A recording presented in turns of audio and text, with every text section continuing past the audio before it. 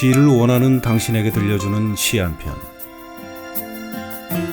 시원해요.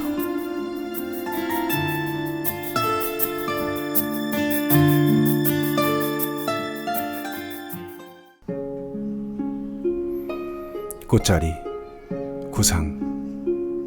반갑고 고맙고 기쁘다. 앉은 자리가 꽃자리니라. 네가 시방 가시방석처럼 여기는 너의 앉은 그 자리가 바로 꽃자리니라. 앉은 자리가 꽃자리니라.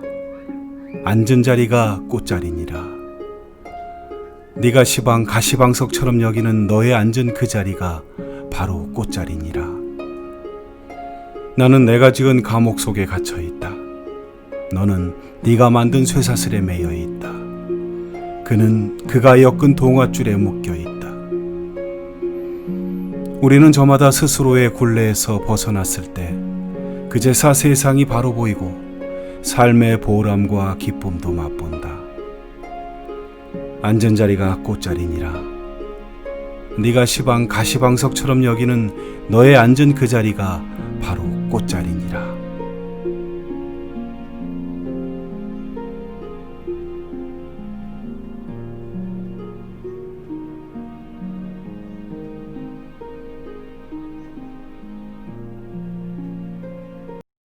지금 여러분께서는 유감독의 문화극장을 구독하고 계십니다. 오늘 미니픽션 낭독 작품은 한국 미니픽션 작가의 제1회 신인상 수상 작품 중 우수상 원희제작 트리라인의 타미륜, 우수상 남원정작 슬픈 예감은 틀리지 않는다입니다. 함께 감상해 보시죠. 이상한 아침이 시작되고 어두운 공기가 피어오르자 트리라인의 시계들은 일제히 멈추었다. 창밖에는 눈이 내리고 지붕 위에는 비가 내렸다. 얼굴엔 땀이 났고 손발은 얼음장처럼 차가웠다. 언제나처럼 안경들은 반짝거렸고 벽에 걸려있는 시계는 3시 5분에 멈춰 있었다. 인생이 짧지가 않지. 안경사 타미르는 중얼거렸다. 물론 길지도 않지만. 안경사 타미르는 속으로 생각했다. 입으로 뱉은 말과 입안에 삼킨 말의 차이라면 공기의 흐름 정도라고 간단히 말하고 끝낼 일이 아니었다. 시간의 멈춤이 개입된 건지도 몰랐다. 타미르는 수천 년 동안 팔리지 않고 그대로 방치되어 있는 12개의 안경들을 매일 닦았다. 조금만 더 닦으면 안경알이 닳아 없어질지도 모른다는 희망을 마음속 몰래 갖고 있었다. 눈이 나쁜 사람들만 안경을 끼는 것도 아니었다. 눈 나쁜 사람들이 모두 안경을 끼는 것도 아니었다. 세상은 보이는 대로 보아서도 안 되었고 들리는 대로 들어서도 안 되었다. 하지만 세상은 말하는 대로 되기 십상이었다. 타미르는 그 사실을 너무나도 잘 알고 있었다. 그래서 가급적 타미르는 말을 아꼈다. 정말 필요하거나 정말 힘이 들거나 정말 기쁠 때만 입술에 틈이 벌어지고 소리가 나왔다. 손님이 들어왔다고 해서 인사를 한다거나 안경이 팔렸다고 해서 감사 인사를 하는 법은 없었다. 각각의 안경에는 매일 달라지는 가격표가 붙어 있었고 손님들은 알아서 구경하고 알아서 고르고 알아서 돈을 지불했다.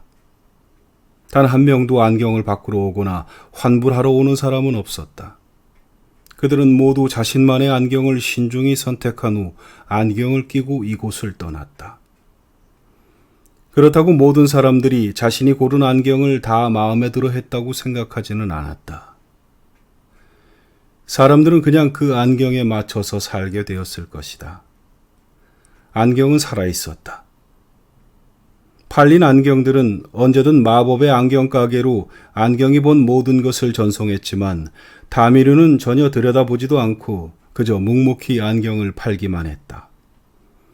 안경은 안경 주인들이 살아있을 때는 조금도 움직이지 않았지만 주인이 죽고 나면 어떤 식으로든지 사람들 눈에 띄지 않는 방법을 택해서 다시 이곳 트리라인으로 왔다.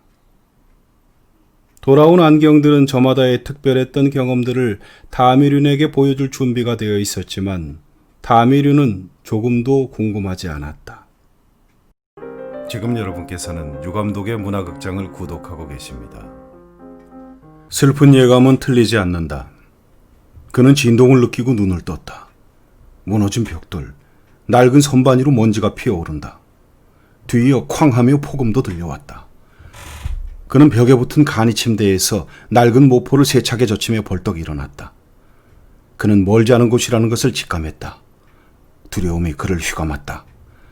그는 휘청거리며 몸을 맞은편 벽 쪽으로 붙였다. 긴장과 공포가 뒤섞인 어두움이 그의 발에 걸려있다. 늘 겪는 일이지만 언제나 익숙하지 않았다.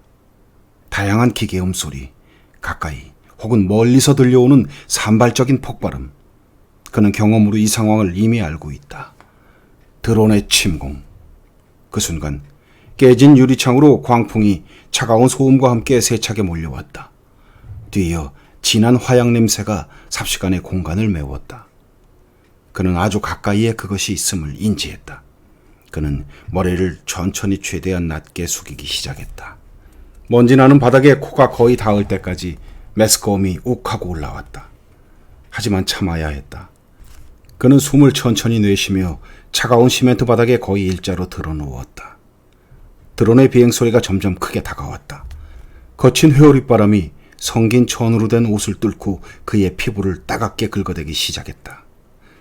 하지만 그는 미동도 하지 않았다. 시선은 차가운 바닥에 고정하였다. 감히 고개를 들 수가 없었다. 그는 모든 감각을 총동원하여 드론의 위치를 감지하려 했었다.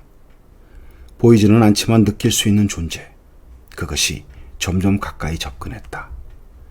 소음과 바람이 그를 집어삼킬 듯 핥히기 시작했다. 그는 숨을 멈추었다. 약간의 움직임에도 드론의 총구가 사정없이 그에게 발사될 것이기 때문이었다. 붉은 광선이 그의 몸을 훑으며 한동안 머물렀다. 가슴에 강한 압박이 몰려왔다. 한 모금이라도 숨을 내쉬는 순간 살상 드론은 증가한 CO2의 미세한 양을 감지하고 그를 아직 생존한 육지 인간으로 판단할 것이다. 그는 점점 심한 고통을 느끼기 시작했다. 참을 수 없을 만큼.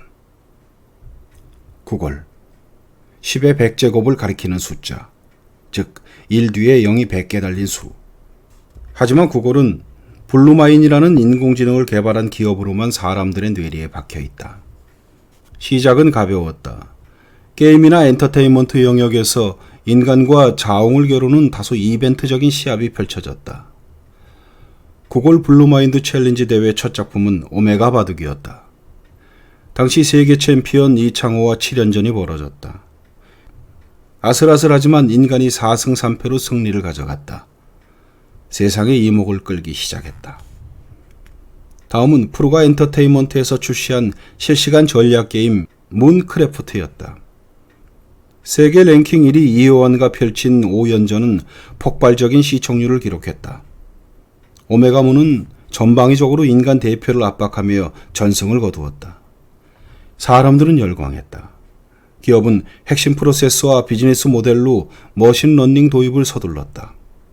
거의 모든 대학이 신경과학과를 개설했다. 놀라운 신경망 네트워크, 불활 네트워크가 구축되었고 범용학습 알고리즘에 근거한 지각과 인지, 비전 시스템의 혁신 기술이 속속들이 세상에 선보였다. 세상은 이제 인공지능이 제시한 장밋빛 미래에 푹 잠겨 있었다. 블루마인드의 공동 창업자이자 책임 연구원인 쉐임 암스 박사는 만삭의 아내를 사랑스러운 눈길로 쳐다봤다. 내 손끝에서 우리 아들이 누릴 멋진 세상이 펼쳐질 것이오. 그는 보름달처럼 부푼 아내의 배를 부드럽게 쓰다듬었다. AI가 탑재된 드론이 하늘을 가득 채우게 될 게요. 그들은 창조주인 사람을 위해 자신이 무엇을 봉사해야 하는지를 스스로 터득하게 될 게요. 하지만 아내는 슬픈 표정을 감출 수 없었다. 저는 그저 AI가 사람을 닮지 않기를 바랄 뿐이에요. 인간은 너무 폭력적이잖아요. 극한의 고통이 그를 휘어잡았다. 곧 터져버릴 숨이 그의 오장육부를 쥐어짜고 있었다. 의식이 사라지고 혼각이 찾아왔다. 임마누엘 암스는 어머니의 눈길이 느껴졌다. 한없이 투명에 가까운 푸른 눈동자의 설이나 알 수 없는 슬픔이 먼지로 흩날렸다. 이윽고 드론이 천천히 그의 곁을 찾아왔다. 총구 옆에는 은빛으로 반짝이는 명판이 선명하게 새겨져 있었다. 구골.